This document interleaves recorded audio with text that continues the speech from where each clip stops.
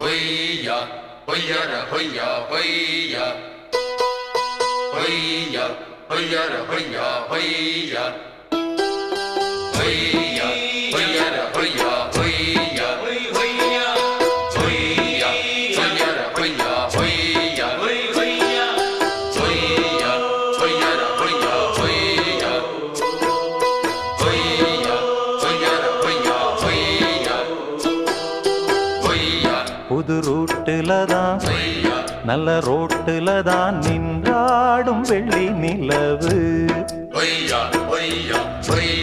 இந்த ராத்திரியில் ஒரு யாத்திரையில் பூவோடு காத்தும் வருது. நிலவெங்கே சென்றாலும் நிழல் பின்னால் வராதா? நீ வேண்டாம் என்றாலும் அது வட்டம் இடாதா? புது ரூட்டு